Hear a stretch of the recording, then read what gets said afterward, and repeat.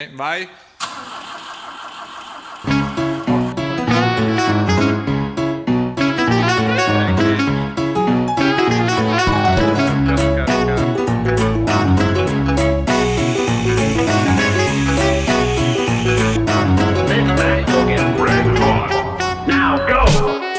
Hey there, my name is Giazzo and this is the first in a series of videos that will tell you a story about friendship, old cars, impossible restoration projects, but most importantly about a once-in-a-lifetime road trip. Stay with me and we will become all clear very soon and you will not be disappointed.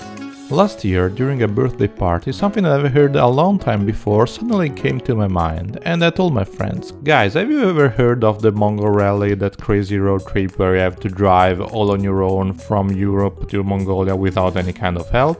It really sounded the craziest thing ever, and before moving on, we joked for a little longer about who in his sane mind would ever do it. And then, after the dinner, we all went back to our everyday lives and have not thought about the Mongol Rally in the next following days. But the idea never quite disappeared. For some weird reason, it kept on popping up in the back of my mind.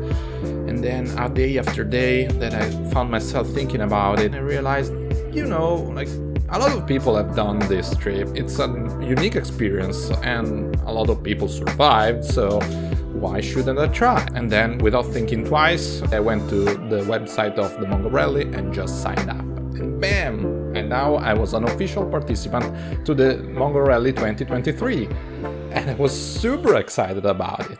Then I had to start seriously thinking about some planning for the rally itself. And the very first thing to take into consideration is the car, because it's a rally where you have to drive to the other side of the world without any kind of help. The only limit that is put into place regarding the car is the size of the engine, which should not ideally exceed 1000 cc's. So with this limit I have to start considering what kind of car would be the best suitable for this kind of trip. In order to have a better idea of what other people have used in the past for this kind of journey, I had to do some research, so I started looking at footage from the previous editions of the Mongol Rally, and I found out that people have picked up from a wide array of choices for their car, ranging from smaller cars to minivans, from older cars to modern cars.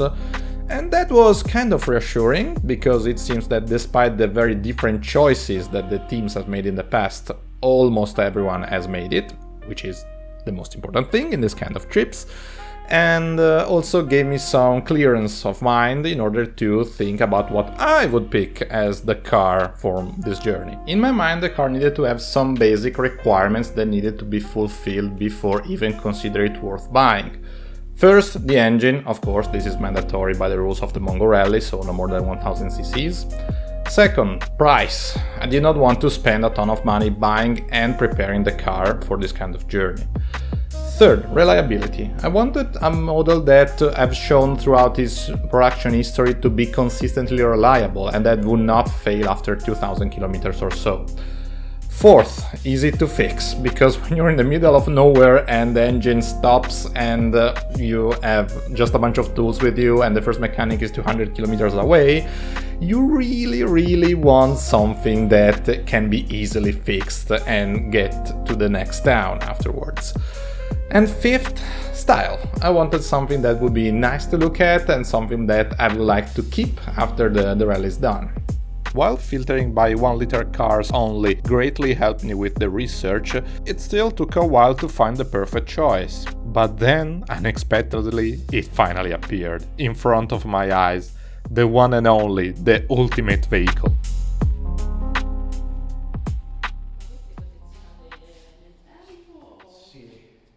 This is the very first edition of the Ford Escort, also known as Mark I, and this specific one comes from 1970, which makes it, at the time of the recording, a 52 years old car. It sports a 940cc engine, which can output an amazing 45 British horsepower or 33 kilowatts. It has a top speed of 125 kilometers per hour or 78 miles per hour, and it's probably very unfit for this project.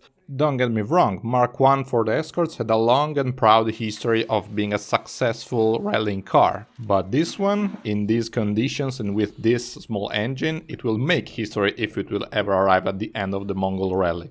But who am I to not make a car dream?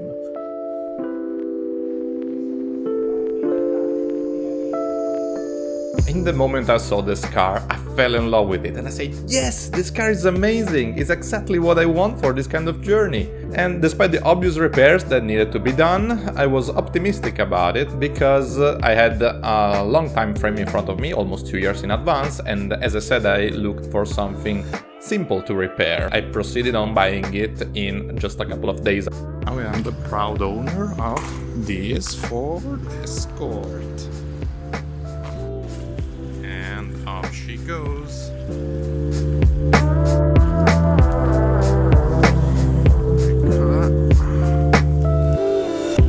I'll be back at 4:30 a.m. But there she is.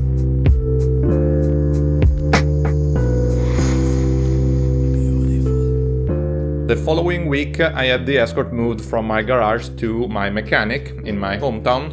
And he was already aware of the whole crazy project and was very supportive about it.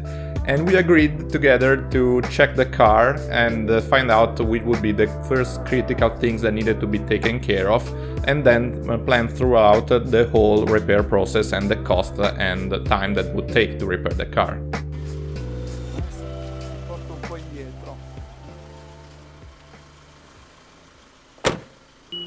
Vai, approfittiamone, lascialo andare. Vai, mollalo.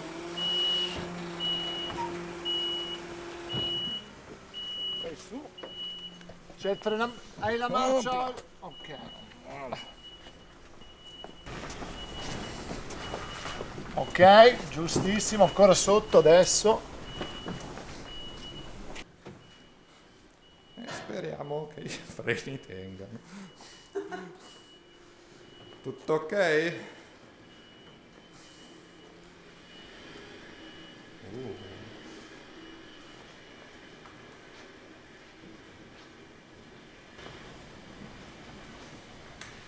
Molto bene. Pezzo peggiore è passato. Bellissimo ragazzi. Già pronta per andare, no? Perfetto. Siamo già in ordine. Esatto. Molto bello. Things were a little more complicated than I thought they would be. Dice il buco. Sì? Il cacciavite va giù. Sì. No way. Ok. Sì. Non partiamo benissimo, diciamo così.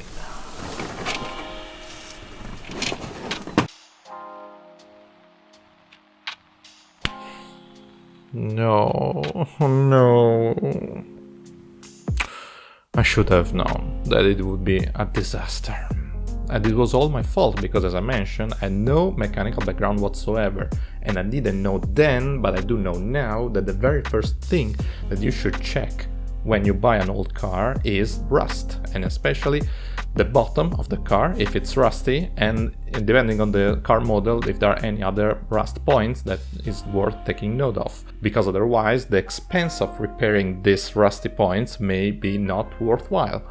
So I ended up buying a ton of rust apparently.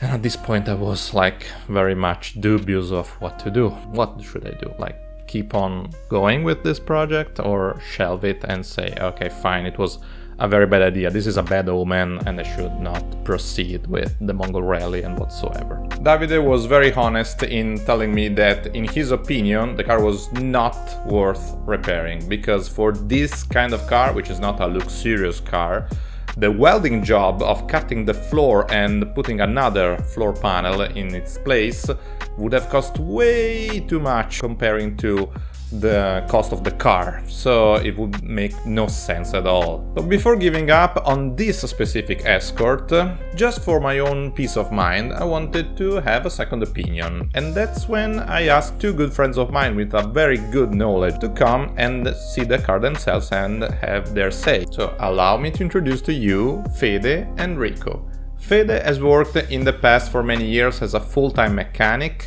on both old and new cars. while Rico has developed a deep passion about electronical and mechanical engineering. So it's safe to say that they know their stuff pretty well. Com'è, Fede? E dal lato del passeggio del guidatore c'è da fare la piastra. Qua invece è quasi accettabile. Qua su qua dici? Vedi, tutta questa qua è ruggine. Ok, però... Questa si recupera, come questa ha fiorito fuori, che è stata ristuccata. Ok. Adesso ti faccio vedere quella brutta da di là. Questo qua, tutto questo pannello è staccato. Sì, ma infatti è quello vedi? che Davide aveva... Sì, sì.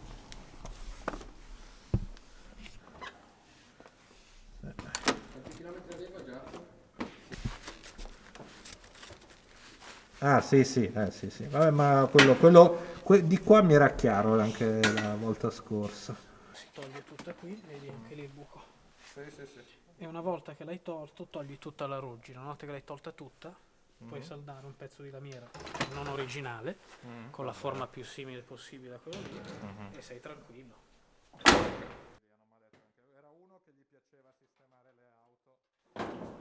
Il buco fatto proprio alla brutta, proprio. a pene di segugio. Aspetta, fammelo vedere.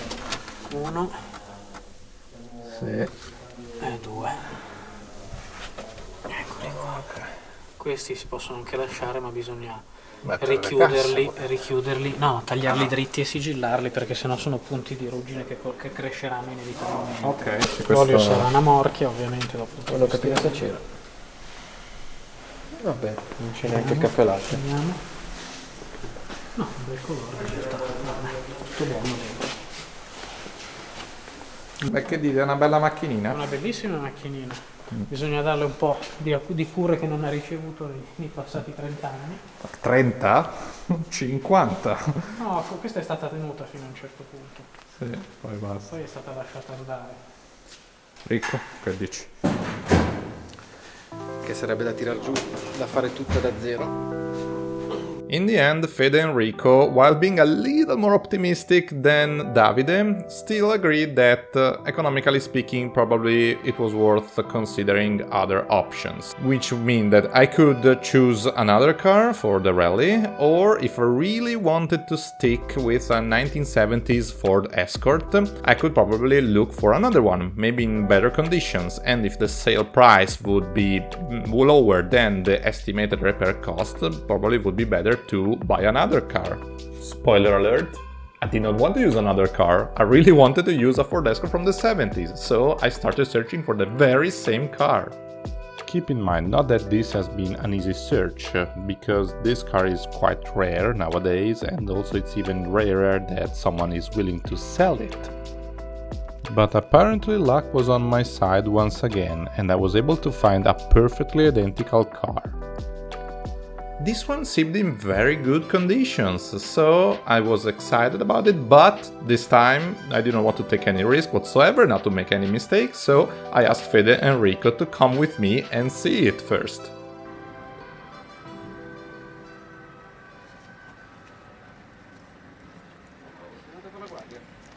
Ciao!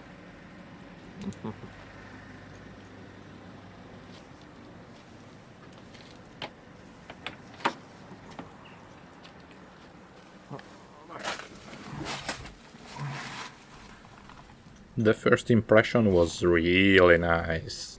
It was immediately quite evident that this one has been properly preserved by the previous owner. Still, we needed to do some checks. Secondo te potrei provare ad accenderla? Allora, può fare un giro di chiave e provare a riaccenderla? Ok.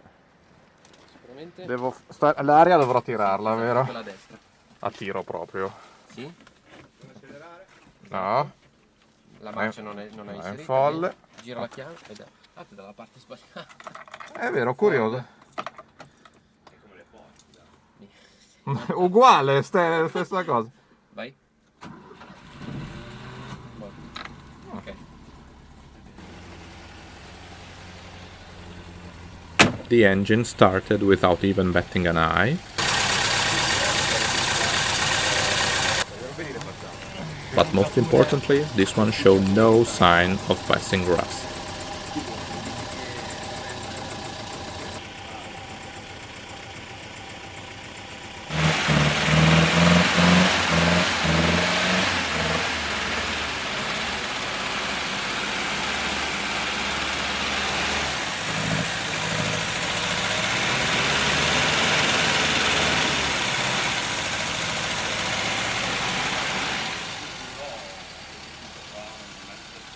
After thoroughly checking, this car was really in good condition, so the guys gave me a technical green light, so to say, and now it was up to me to either go for it with this car or find another car, another model. But as I mentioned, I really love this car, so it was a no-brainer, and I decided, okay, I'll buy it, and this will be the main car for the rally, and that's what we did.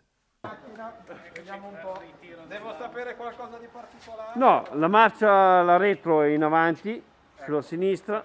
Sinistra avanti la retro. Non devo tirare l'aria? No, no, no, no, accendi che parte da sola.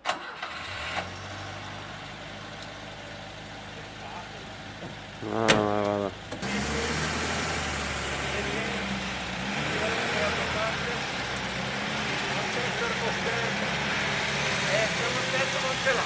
Che uomini. Quello è bello.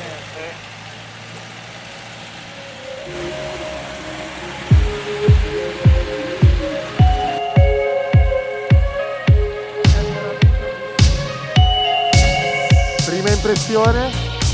Troppo bello. Voi che ne dite? Bellissimo. Dai l'altra freccia.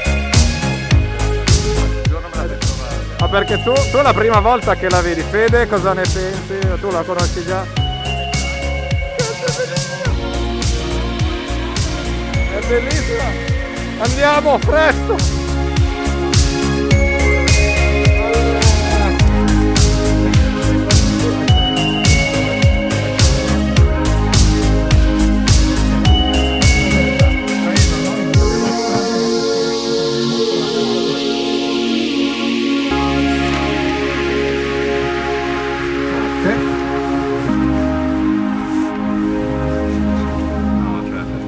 Che sciccheria, ragazzi, che sciccheria.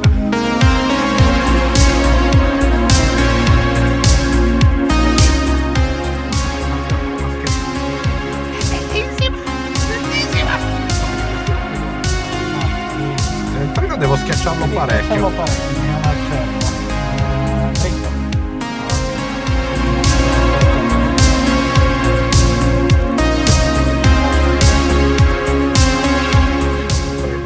Non ti preoccupare, imparerai. Freno decisamente da starci attenti perché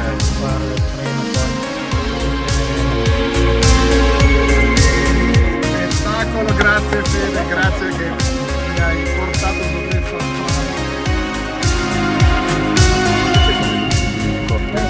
Non c'è nessuno, però dovrebbero esserci in realtà, Non c'è neanche lì.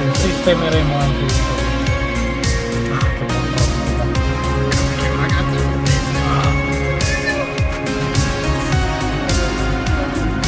sì, un po' bisogna sistemare la retroilluminazione di questo.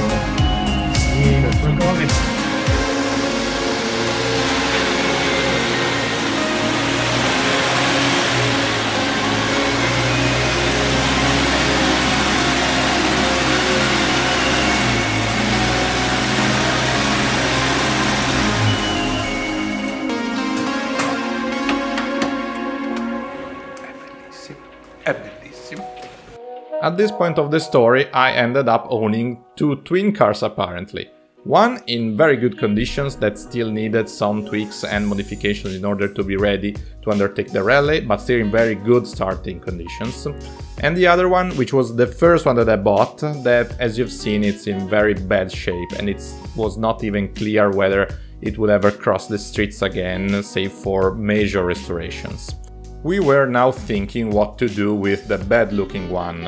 There were many options on the table, mostly reasonable. The first one would be to keep it for spares for the good one, because they're both very old cars and maybe you will need some piece that is very difficult to find elsewhere. Second option would be to just resell it and hopefully recoup the cost that I invested in the first place. Third option would be to demolish it and pretend that this car never existed. But then something crazy started to come into my mind once again. Before proceeding, let's take a little detour in order to explain a couple of things that may not be clear up to this point.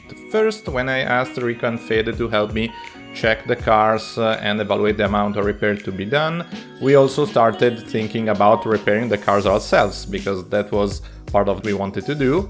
And it was fine, but that was it. The second thing is that up to this point, I have not yet decided or found someone that would come with me to the Mongol Rally, because it's a pretty dangerous trip, needs a lot of prepare and a lot of time to be done, and not everyone has this possibility and inclination. It was in this context that while talking together about what to do with the car, etc., I came up with this crazy idea. What if instead it has a noble cause? Why don't we fix the car anyway, but we use it to have a double team on the Mongol Rally with 2 identical cars, 2 Ford Escorts from the 1970s. What do you say? I mean, come on, I just don't see a problem here. Let's just do it. Let's do it! Let's do this dance, boys! So we thanked David a lot, and together with him we decided that in order not to burden him with this car, we would move it to the garage of another friend of ours, who was very kind to allow the car to stay there for some time. Finally, we decided that the cars needed to have proper names, also to more easily distinguish them. The first one will be called the Garpez, and the second one the Drebin. And if these names don't ring any bell to you, well, I hope you had a good childhood anyway. And this is where we are. So, to sum up, we are doing the Mongol Rally in 2023 in 2 cars, 2 identical Ford Escorts from the 1970s. At the moment there would be me, Fede and Rico on this journey, but hopefully there will be other guests. We are not only upgrading and fixing, but also we are doing all the major restorations that need to be done in order to make it to Mongolia and back.